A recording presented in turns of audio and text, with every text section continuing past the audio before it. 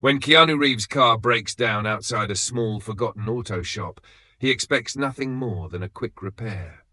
But inside, working alone under dim fluorescent lights, is an aging mechanic with tired hands and a silent determination. Something about the man, his precision, his solitude, sticks with Keanu long after he drives away. A week later, Keanu returns, hoping to say thank you. But when he arrives, the shop is dark. The doors are locked, and what he learns next leaves him standing in the middle of the street, shaken. Before we continue the story, let us know where you're watching from, and if you enjoy stories like this, subscribe to the channel, because tomorrow we have another special story for you. For you, a free like is easy, but for me, it is the greatest support and encouragement. For this video, can you give me 1 like and 1 subscription? Thank you very much. The sun was setting over Los Angeles, casting a golden glow over the city streets. Inside a small, old-fashioned auto repair shop on the outskirts of town, Henry Carter wiped the grease from his hands and let out a weary sigh. At 72 years old, Henry had spent most of his life working on cars. His small one-man shop had survived for decades, outlasting big dealerships and modern repair chains, not because it was fancy, but because people trusted him. But trust didn't pay hospital bills. Henry winced slightly as he pressed a hand to his chest, feeling a familiar discomfort. It had been happening more often lately. Probably just exhaustion, he told himself. He didn't have time to be sick. Just as Henry was preparing to close up for the night, the unmistakable roar of an engine struggling for life filled the air. Turning toward the garage entrance, Henry squinted at the sight of a Ferrari. Deep red, sleek, a classic model, rolling to a stop in front of his shop. The car was beautiful, expensive, the kind of thing that belonged in a high-end showroom, not in his little workshop. The engine coughed one last time before giving out completely. A moment later, the driver's door swung open. A tall man, dressed in a black leather jacket and dark jeans, stepped out, pulling off his sunglasses. His presence was effortlessly cool, the kind of guy who looked like he belonged in a movie scene rather than a dusty auto shop. He approached Henry with a calm, polite expression. "Evening. Think you could take a look?" Henry eyed the car, then the man. There was something familiar about him, but Henry couldn't place it. Probably just another rich guy with a fancy toy, he thought. He let out a low grunt. "Too much luxury for my taste." The man chuckled. "Yeah, but a car is still a car, right?" Henry smirked. "A motor is a motor." Without another word, he grabbed his toolbox and popped open the hood, never once realizing that he had just met Keanu Reeves. As Henry leaned over the engine, his skilled hands immediately got to work, feeling out the issue, testing the components. The man stood by, watching with genuine interest, his arms casually folded. "You work alone?" he asked. "Always have." Henry's voice was gruff, but not unkind.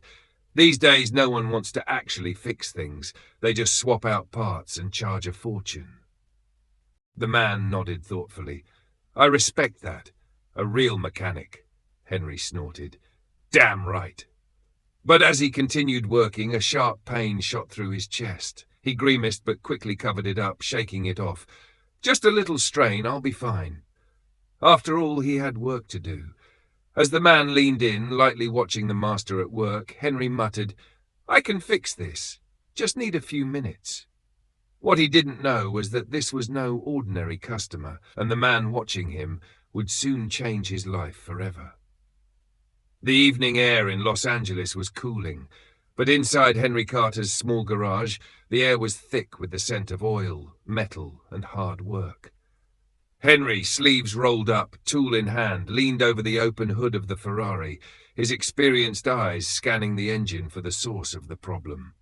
The tall man, dressed in a black leather jacket and dark jeans, stood nearby, watching with quiet patience. Henry had seen his kind before, rich guys who loved their cars but had no idea how they worked.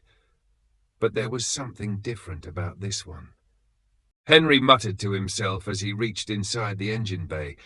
Too much wiring, too many computers. These modern cars don't let you feel the machine anymore. The man smirked, nodding. I like people who do things the right way. Henry snorted. Yeah, then you're in the wrong city, kid. The man chuckled but said nothing. Henry focused on the engine, twisting a wrench, adjusting a belt. He had worked on thousands of cars in his life, and this one wasn't so different. But Henry's breathing felt heavier than usual.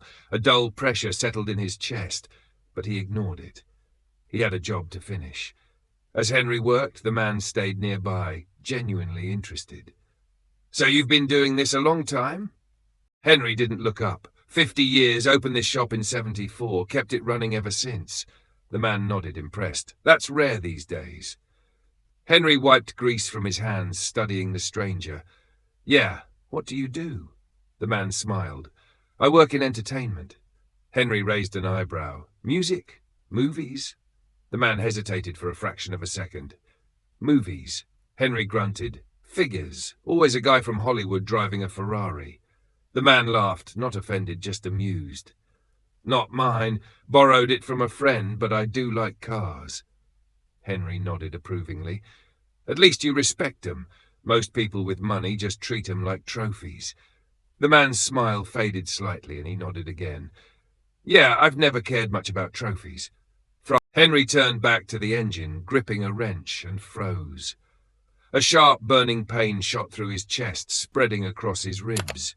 His breath hitched, his vision blurred for a split second. The pain eased, but his hands shook slightly. He clenched his jaw. He'd been having these episodes for a while now. No time for that, he forced himself to move, tightening the last bolt.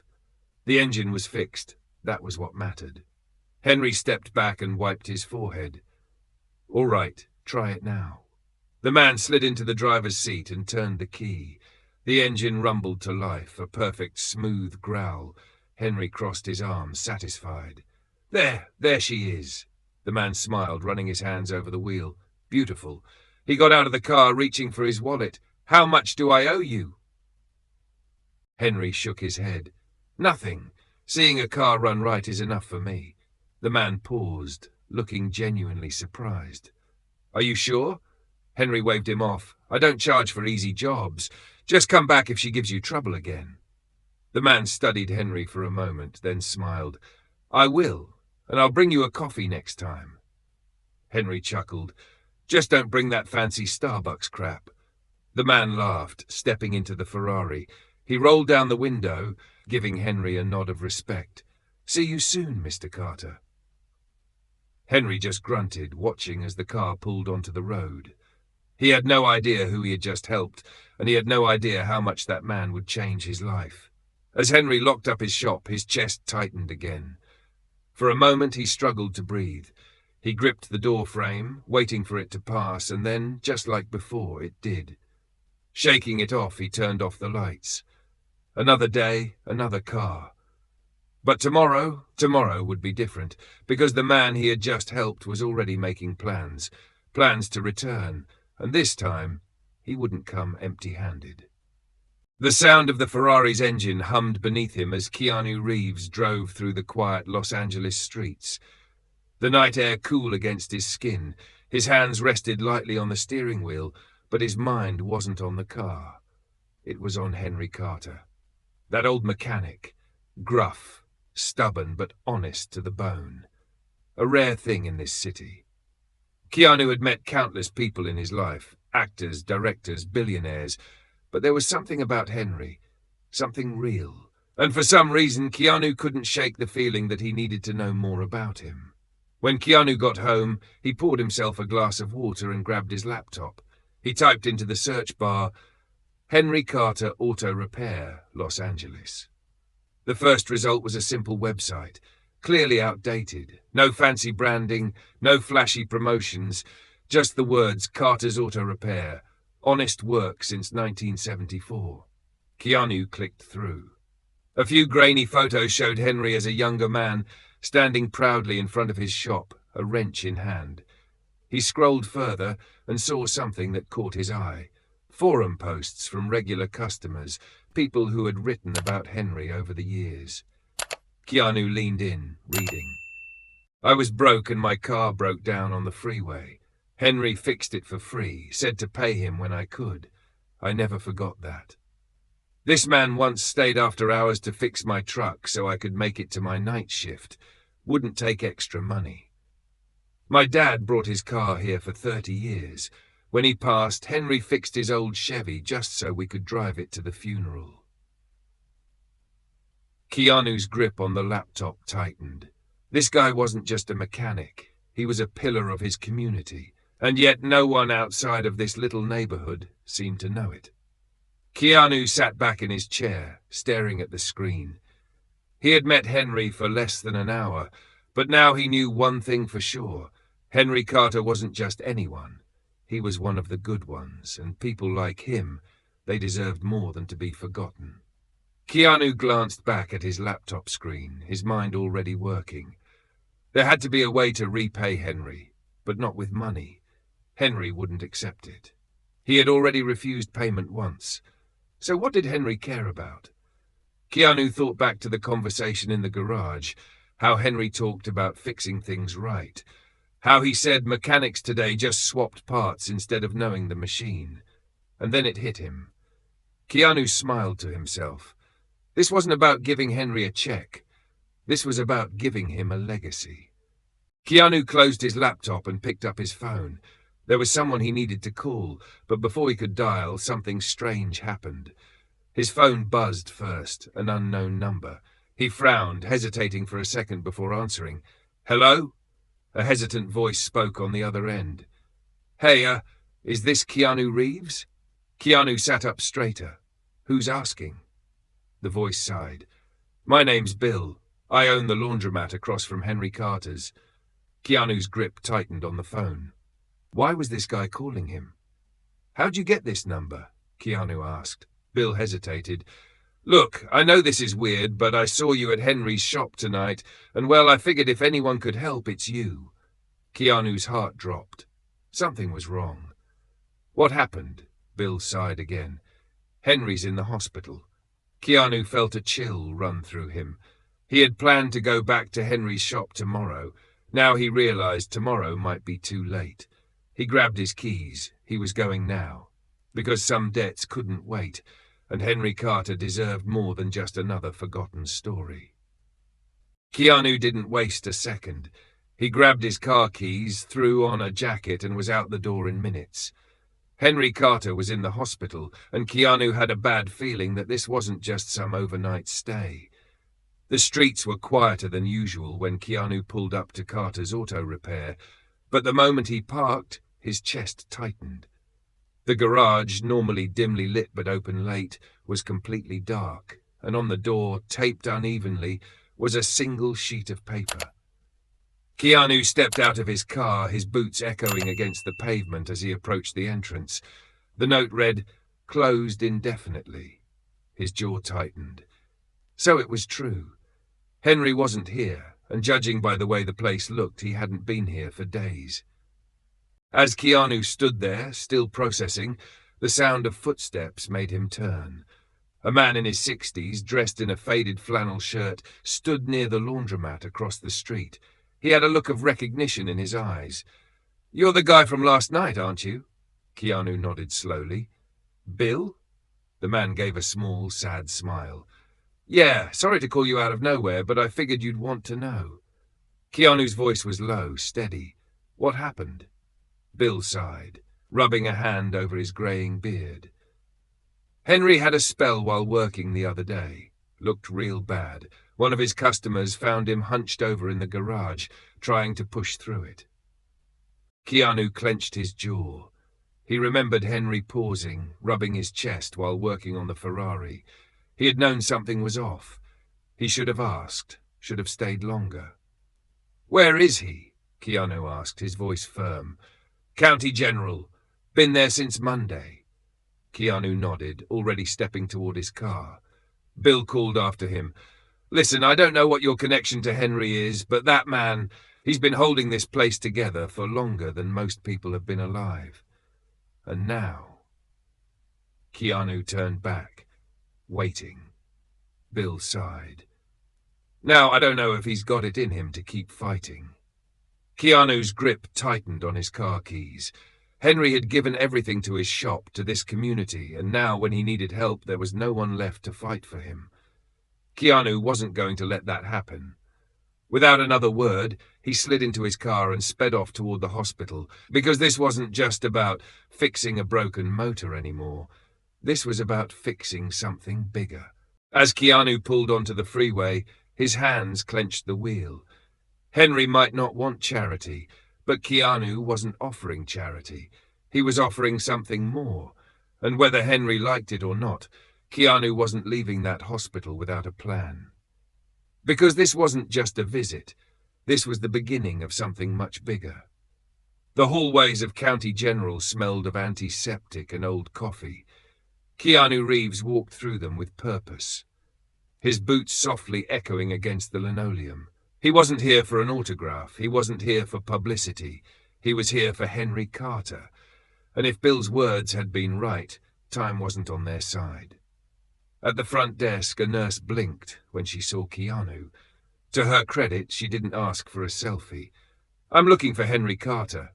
He was admitted a few days ago." She typed into the system, then nodded. "Room 317, third floor. He's stable, but don't expect him to be too talkative." Keanu thanked her and headed for the elevator. Stable. That was good. But if Henry wasn't talking much, that meant something was wrong, and Keanu needed to find out what.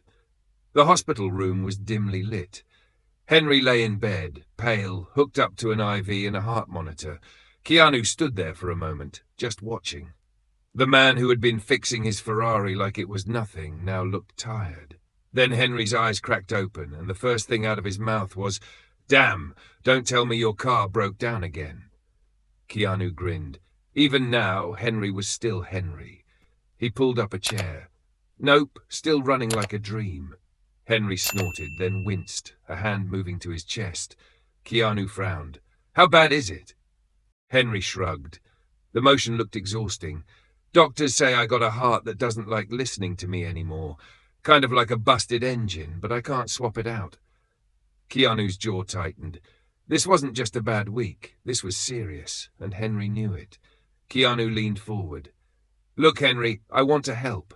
Henry let out a dry chuckle. "Kid, I know who you are. You're rich, famous, and whatever you're about to say involves money." Keanu didn't blink. "Yeah, I want to pay your medical bills." Henry turned his head, expression unreadable. Then, after a long pause, he shook his head. "No," Keanu exhaled slowly. "Henry, I don't take handouts, kid." His voice was firm. Keanu studied him. Henry wasn't just proud. He had spent his life standing on his own 2 feet. He wasn't about to change that now. Keanu nodded slowly. "Fine. If Henry wouldn't take money, Keanu would have to think of something better." Keanu sat back, then suddenly, "You built something, Henry, and you're just going to let it die?" Henry frowned. "What the hell are you talking about?" Keanu gestured. "Your shop, your work, the people you've helped. What happens when you're not there anymore?" Henry sighed. "Guess it closes." Keanu tilted his head. "Does that sit right with you?" Henry was quiet. Keanu could see it, the weight of it sinking in. Then Keanu leaned forward. "I have an idea." Henry narrowed his eyes. "Oh, I bet you do." Keanu smirked. "Hear me out." Henry had spent his life fixing broken things. Now Keanu was about to fix something for him, and whether Henry liked it or not, this was just the beginning. Once Henry was stable enough to leave, Keanu got to work. Over the next few weeks, Henry's shop transformed. The old Carter's Auto Repair sign was taken down and a new one took its place, teaching the next generation. Henry fought him on the name. "I don't need my name on a damn building." Keanu had just smirked. "It's not just a building. It's a story." That shut Henry up real quick. When the shop reopened, the turnout was bigger than anyone expected. Former customers, young mechanics, even kids who had never touched an engine before, they all showed up. Some just wanted to see Henry again. Others, they wanted to learn. Keanu stood back, watching. Henry, gruff as ever, barked at a nervous 19-year-old holding a wrench. "Wrong. If you're going to fix a car, at least hold the damn tool like you mean it." The kid gulped, adjusted his grip, and tried again. Keanu chuckled. Henry would never change, but that's exactly why this would work. That night, as Henry locked up, he turned to Keanu. His voice was quiet but real. "Guess I owe you one, kid." Keanu smirked. "Nah, you already paid me back." Henry frowned. "How the hell did I do that?" Keanu gestured toward the shop. "By proving that the right way is still worth teaching."